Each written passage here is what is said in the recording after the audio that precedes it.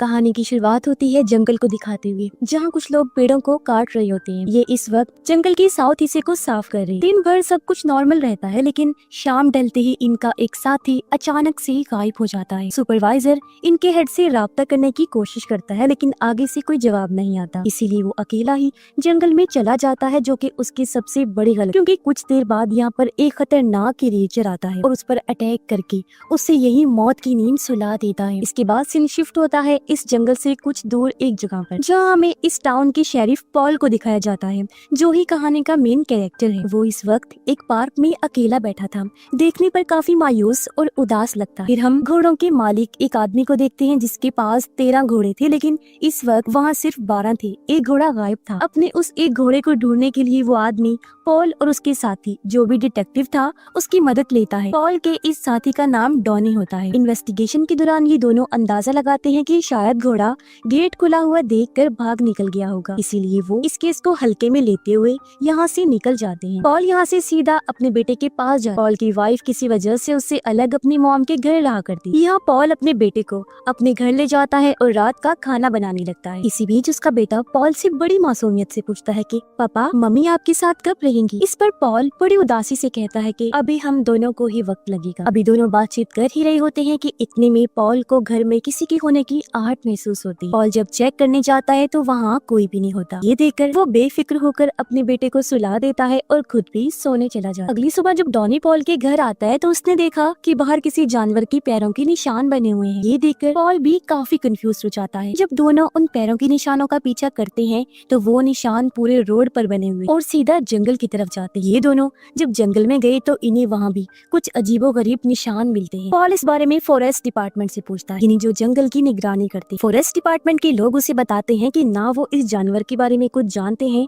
और ना ही उन्होंने इस बारे में कभी कुछ सुना है। ये पैरों के निशान एक मिस्ट्री बन जाती, जिसका कोई हल और वजह नहीं मिल रही थी, जिस वजह से टाउन के लोग डरने लगते। पॉल इस जानवर के बारे में जानने की बहुत कोशिश करता है, लेकिन उसके हाथ कुछ नहीं लगता। आखिर में वो टाउन वालों को ये कहकर उनका डर खत्म कर देता है कि ये सिर्फ एक मजाक था। इसके बाद हम देखते हैं कि पॉल चर्च के फादर से बात कर रहा होता है। फादर उसे बताते हैं कि मेरा डॉग अचानक कहीं गायब हो गया है। ये नहीं, दूसरे किसी जानवर के लापता होने की खबर थी, इसीलिए फादर उसके गायब होने की रिपोर्ट लिखवा रहे हो। दूसरी तरफ हम डॉनी को देखते हैं, जो इस वक्त पॉल के कैबिन में था। डॉनी पॉल के ड्रॉर से एक बच्चे की फोटो निकालता है और उसे बड़े गौर से देखने लगता है। ये बच्चा दरअसल पॉल का ही था, जिस बारे में उसने डॉनी को कभी नहीं बताया। जब पॉल स्टोर से सामान खरीदने जाता है तो स्टोर की मालिक पॉल से टाउन में आए जानवर के बारे में सवाल करती है। तभी दूसरा स्टोर का वर्कर बीच में बोल पड़ता है कि उसके दादाजी ने बताया था कि इस जंगल में कुछ तो खौफनाक, जिससे हमें खतरा हो सकता है। लेकिन पॉल को उसकी किसी भी बात पर यकीन नहीं होता। उसने ये भी कहा कि आप लोग कैसे पुलिस वाले हो जो अभी तक उस जानवर को पकड़ नहीं पाए। ऐसी और भी कई सारी बातें वो पॉल को सुना के रख देता है, जिससे वो काफी गुस्से में आ गया। पॉल भी उसे खरी खोटी सुनाकर वहाँ से निकल जाता है। बाहर पॉल की एक शिकारी से मुलाकात होती है। वो बताता है कि पहले इस जंगल में बहुत ज्यादा तादाद में हिरन रहा करते, लेकिन अब दूर दूर तक कभी कोई हिरन नजर आया ही नहीं। ऐसा लगता है जैसे सारे हिरन कहीं गायब हो गए। ना सिर्फ हिरन बल्कि जंगल की सारे जानवर ही। शिकारी की बात सुनकर पॉल को भी कुछ ठीक नहीं लगता और वो अपने बेटे को लेने के लिए वाइफ के घर चला जाता है। उसकी वाइफ पॉल को बताती है कि जब मैं और हमारा बेटा पार्क में गए तो वहाँ सब बच्चे यही बात कह रहे थे कि डीमन मॉन्स्टर आ गया है और वो पैरों के निशान भी उसी के हैं। इस बात से पॉल काफी ज्यादा डर गया। यहाँ इन दोनों की बातों से हमें ये भी पता चलता है कि वो 6 महीने पहले ही अलग हो गई थी और इसके पीछे वजह भी बहुत बड़ी। इनकी बात जैसे ही पूरी हुई, उसकी वाइफ बेटे को पॉल के साथ भेज देती। जब ये दोनों रास्ते में होते हैं तो उनकी कार के सामने एक अजीब खतरनाक सा जानवर आ जाता है और उन्हें देखकर जल्दी से जंगल की तरफ भाग जाता है। पॉल इस अजीब जानवर को देखने के लिए कार से निकलने का फैसला करता है और उसके बेटे की हिफाजत के लिए वो उसे कार के अंदर ही रुकने का हुक्म देता है। जब पॉल जंगल के अंदर जाता है तो उससे यहाँ घोड़ों के मालिक के उस लापता घोड़े के गले का बस बैंड मिलता है, जिससे पॉल ने अंदाजा लगा लिया कि हो ना हो उस घोड़े को इस मॉन्स्टर क्रिएचर ने ही मार के खा लिया होगा और फादर के डॉग को भी उसने ही मारा होगा। लेकिन फिलहाल वो जानवर उसे कहीं दिखाई नहीं दे रहा था, क्योंकि वो दूर भाग गया होता है। इसीलिए पॉल वापस अपनी कार की तरफ आने लगता है, लेकिन जब ये कार में देखता है तो उसका बेटा वहाँ नहीं होता। ये देखकर पॉल के होश उड़ जाते हैं। वो अपने बेटे को काफी आवाज देता है, लेकिन कोई भी जवाब नहीं आता। था, जिससे उसकी बेचैनी और बढ़ गई। तभी उसकी नजर अपने घोड़े पर जाती है और जब वो चेक करने अंदर आया तो उसका बेटा घर के अंदर ही था। उसे देखकर पॉल की जान में जान आई। वो अपने बेटे से मिलकर कहता है थैंक गॉड कि ठीक है। वहीं दूसरी तरफ हम डॉनी को देखते हैं जो कि शिकारी की बार में आया हुआ है। वो डॉनी को पीने के लिए ड्रिंक देता है और दोनों बात करने लगते हैं। शिकारी उसे जंगल से जुड़ी एक कहानी सुनाता है जो उसकी दादी ने उसे बताई। शिकारी का कहना था कि माना जाता है कि इस जंगल में आत्माएं रहती हैं। साथ ही एक लड़के के बारे में भी बताता है जो कुछ टाइम पहले अचानक कहीं गायब हो गया और जब उसे जंगल में ढूंढा गया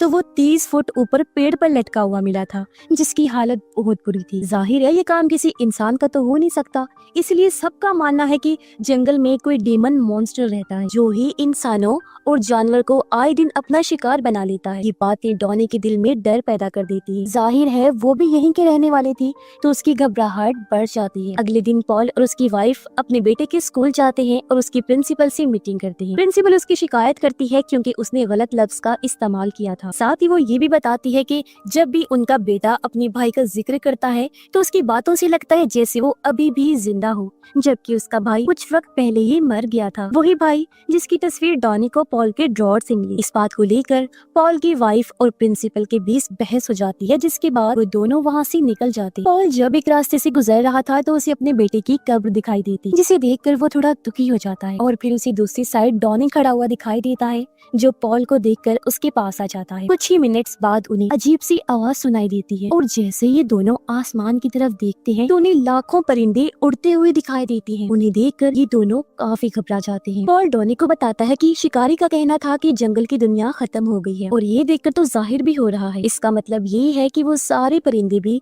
जंगल छोड़कर भाग रहे हैं। लेकिन मसला ये है कि उन परिंदों को साउथ एरिया में जाना था, लेकिन वो गलत रास्ते पर जा रहे थे, जिससे इन्हें कुछ अजीब चीज होने की भनक लगती। पॉल की बात सुनकर डॉनी भी उसे शिकारी के साथ की गई बातचीत के बारे में बताता है और जब ये जंगल में मिले लड़के की लाश के बारे में बताता है तो पॉल इसे एक कत्ल का केस कहकर टाल देता है क्योंकि उसका इन क्रिएचर्स वगैरह पर कोई यकीन नहीं था। इसके बाद रात में हम डॉनी और पॉल की वाइफ को देखते। डॉनी ने उसकी कार ठीक की। बातों के दौरान वो उसे अपने पुलिस ऑफिसर बनने की कहानी सुनाता है। यहाँ पॉल की वाइफ भी अपनी माजी के बारे में बताती है। कहती है जब मैं अपने बेटे के साथ अपनी मॉम के घर गई थी तो पीछे से मेरा दूसरा बेटा और पॉल घर पर अकेले, जिस बीच हमारा वो बेटा स्विमिंग पूल के पास पहुंच गया और अनजाने में पानी में डूबने की वजह से उसकी मौत हो गई। मैंने पॉल से यही समझकर दूरी बना ली कि वो अपने बच्चों का ख्याल रखने वाला जिम्मेदार बाप नहीं। इसी रात पॉल को घोड़ों के मालिक की कॉल आई, इसीलिए वो डॉनी के साथ उस आदमी के पास चला जाता है। आदमी काफी घबराया हुआ था। वो उन्हें बताता है कि कल रात मेरे दरवाजे को जोर जोर से कोई पीट रहा था। उसकी आहट किसी इंसान जैसी तो बिल्कुल भी नहीं लग रही। इसीलिए अब वो पॉल और डॉनी को कहता है कि मेरे साथ उस आदमी या चीज वो जो भी है उसे मिलकर ढूंढे। लेकिन पॉल इसे बच्चों की शरारत बताकर टाल देता है। लेकिन तभी उसे शेड में एक तेज आवाज आती है। पॉल अकेला ही शेड के अंदर चला गया तो उसे वही अजीब सा क्रिएचर नजर आता है जो पहले भी जंगल में उससे भाग गया। इसी तरह आज भी ये पॉल से बचकर भाग निकलता है। अगली सुबह पॉल और डॉनी दोनों फिर से शिकारी की बार में आए, जहाँ उन्हें क्रिएचर के पैरों के निशान फिर से मिले। पॉल उन पैरों के निशानों को सबूत मानकर उनके बारे में जानने की कोशिश करता है क्योंकि आज तक ऐसा कोई भी क्रिएचर नहीं देखा गया था। फिर पॉल जब अपनी फैमिली के साथ होता है तो उनका बेटा कहने लगा कि मैं आप दोनों के साथ रहना चाहता हूँ। इस पर पॉल उसे थोड़ा और वक्त इंतजार करने के लिए कहता है। रात में जब पॉल अपने घर जा रहा होता है तो उसे रास्ते में एक मरा हुआ हिरन नजर आया। पॉल गाड़ी से उतरकर जब उसे चेक करता है तो तभी एक खतरनाक सा क्रिएचर आकर उस पर हमला कर देता है, जिससे वो नीचे गिर गया। लेकिन खुशकिस्मती से उसे चोट नहीं लगती। लेकिन अब जल्दी से वो गाड़ी में बैठकर घर आ जाता है। अगले दिन हम पॉल और डॉनी को फिर से बार में एक साथ देखते। पॉल डॉनी को भी कल रात हुए हादसे के बारे में बताता है। उसका कहना था कि पहले क्रिएचर सिर्फ एक कहानी की तरह लगती, लेकिन जब उस पे अटैक हुआ तो उसे भी क्रिएचर की मौजूदगी का एहसास हो गया है कि हाँ वो सच में पाए जाते हैं। यहाँ इनकी मुलाकात स्टोर के वर्कर से भी हुई जो उन्हें बुज़दिल कहकर फिर से चिढ़ाने लगता है। अगली सुबह 3 शिकारी जंगल में जाते हैं ताकि जानवरों को अपना शिकार बना सके। तीनों ही इस बात से अनजान थे कि क्रिएचर उन पर नजर रखे हुए है और मौका मिलते वो तीनों पर एक एक करके बुरी तरह हमला करता है। कुछ देर बाद पॉल जंगल के रास्ते से ही गुजरता है और अचानक उसे अपने बेटे की याद आने लगी। वो अजीब तरह का बर्ताव करते हुए अपने बेटे को आवाज लगाने लगता है। पॉल की आवाज सुनकर एक शिकारी उसके पास आ गया जो काफी जख्मी था। पॉल उसकी मदद करने के लिए उसे अपने साथ ले जाता है और पूछताछ करता है। शिकारी जंगल में जो कुछ भी हुआ सब बता देता है। ये सुनकर पॉल को भी समझ आ गई थी कि जंगल काफी खतरनाक बन चुका है और जो भी क्रिएचर वहाँ है वो बहुत चालाक और खतरनाक है। एक इतने में ही शिकारी जो उनका साथी था पॉल को कॉल करके जल्दी से जंगल में आने को कहता है। पॉल जब जंगल में गया तो देखता है कि पेड़ पर उन 2 बाकी शिकारियों की लाशें लटकी हुई थी जिन्हें बहुत ही बेरहमी से मारा गया था। ये देखकर पॉल सबको जंगल से निकलने का ऑर्डर देता है और खुद फॉरेस्ट डिपार्टमेंट टीम को यहाँ पहुँचने को कहता है। शाम को मौसम बर्फीला हो गया जिसकी वजह से टाउन के सब लोग अपने अपने घरों में ही रुक जाते और पूरा टाउन सुनसान हो जाता है। डॉनी जब पॉल से मिलने उसके घर आया तो पॉल उसे एक रिपोर्ट दिखाता है और बताता है कि एक टीम गायब हो गई। दरअसल ये वही लकड़ी काटने वाले लोग थे जिन्हें फिल्म की शुरुआत में दिखाया गया। पॉल के मुताबिक जंगल साफ करने की वजह से क्रिएचर्स वहाँ से आजाद हो गए हैं। उसके बाद स्टोर वाला लड़का पॉल के घर आकर उसे एक वीडियो दिखाता है जिसमें एक क्रिएचर भागता हुआ और अचानक गायब होता हुआ साफ साफ नजर आ रहा था। सबके चले जाने के बाद पॉल को अपने बेटे की चीखने की आवाज सुनाई देती है क्योंकि क्रिएचर उनके घर आ गया था जो बहुत ही डरावना था। पॉल जल्दी से बेटे को लेकर बाथरूम में लॉक हो जाता है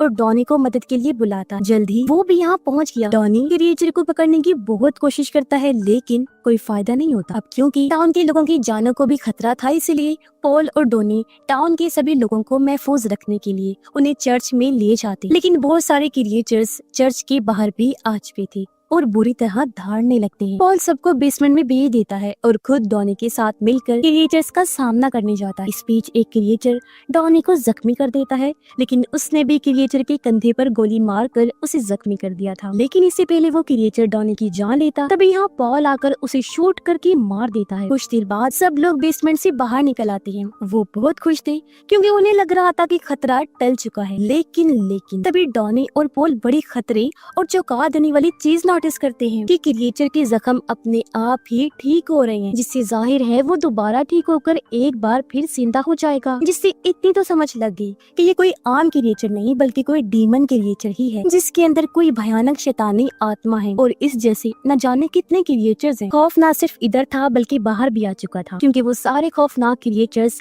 चर्च को चारों तरफ से घेर लेते जिससे अब इन लोगों की तबाही साफ नजर आ रही क्योंकि वो पूरी दुनिया को तहस नहस करके रख देंगे। इंसानों और जानवरों किसी को भी नहीं छोड़ेंगे। और इसी भयानक एंडिंग के साथ ही इस फिल्म की कहानी यहीं पर खत्म हो जाती है।